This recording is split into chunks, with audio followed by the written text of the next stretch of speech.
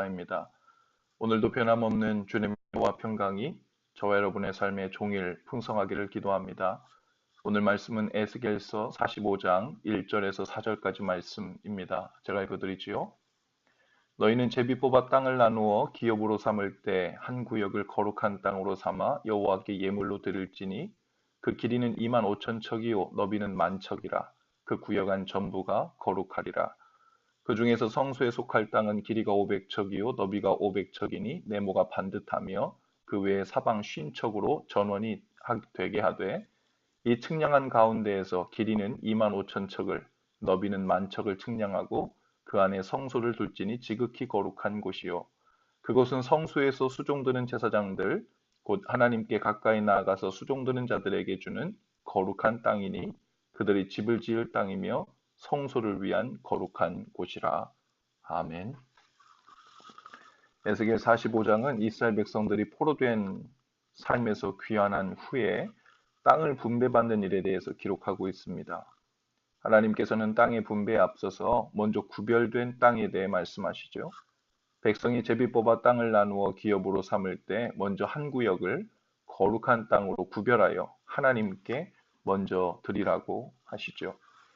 그 거룩한 땅의 면적은 동서의 길이가 2만 5천 척, 약 12.5km 있고 남북의 길이는 1만 척, 약 5km입니다.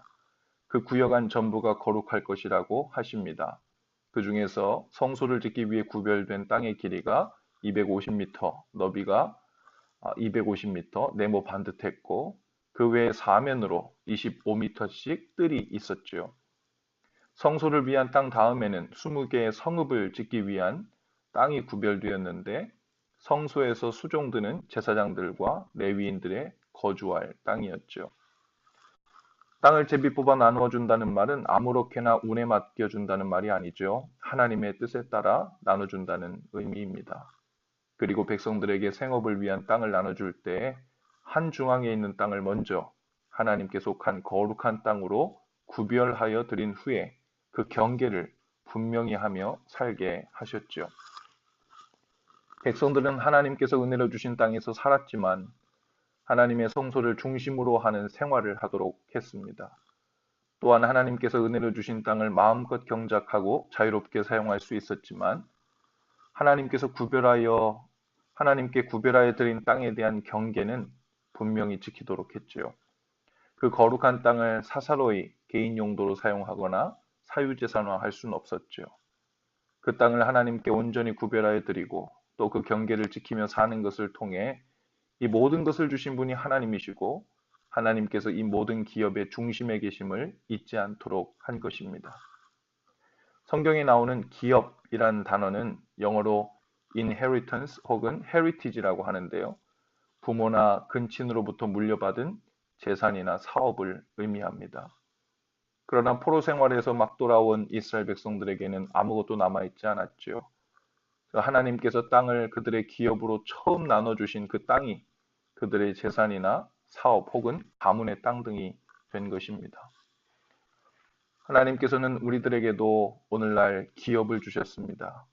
부모님이 물려주신 재산이나 사업도 하나님께서 주신 것이지만 우리의 노력과 지혜로 얻어낸 것 같은 세상적 성공과 성취 그리고 학업 혹은 직업 또한 결국 하나님께서 주신 것이죠. 우리가 나의 기업이라고 생각하는 것들 중에 하나님께서 허락하시지 않은 것은 없습니다. 하나님께서 은혜로 주신 기업은 분명 우리에게 그것을 경작하며 누리며 살라고 주신 은혜의 것들입니다. 그러나 자유와 풍성함을 위해 주신 것은 맞지만 그 땅의 한 중심에는 하나님을 위해 구별해 놓은 거룩한 지역이 먼저 있어야 한다는 거예요. 하나님을 모신 성소가 자리 잡을 곳, 그리고 그 성소를 중심으로 그 모든 기업을 경작하며 누리는 일이 있어야 한다는 것입니다. 우리에게 주신 자유를 제한하시려는 것도 아니고 주신 기업을 도로 빼앗으시려는 것도 아닙니다. 오히려 하나님의 거룩한 지역에 대한 경계를 지킬 때 그 소유권을 분명히 알고 교만하여 하나님을 떠나지 않도록 하시기 위함이셨죠. 오늘 하나님께서 우리에게 주신 기업들은 무엇일까요? 땅은 없지만 생업으로 주신 직장이나 사업일 수 있고 혹은 시간이나 건강일 수도 있습니다.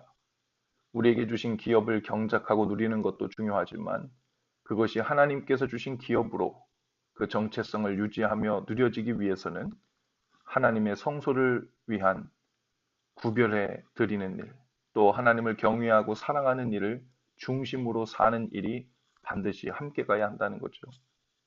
재정적인 면에서도 일정 부분 하나님의 영역으로 구별하는 일, 시간적인 면에서도 적절한 섬김이나 봉사의 일에 구별하여 헌신하는 일 또한 중요합니다. 그것은 하나님의 주인 되심과 기업을 주관하신 분이 하나님이심을 기억하며 사는 믿는 자들의 거룩한 라이프 스타일과 같기 때문이죠.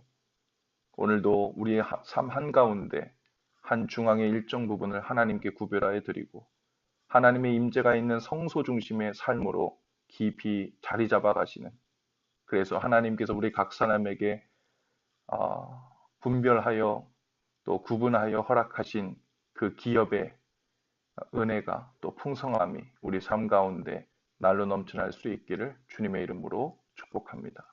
기도합시다.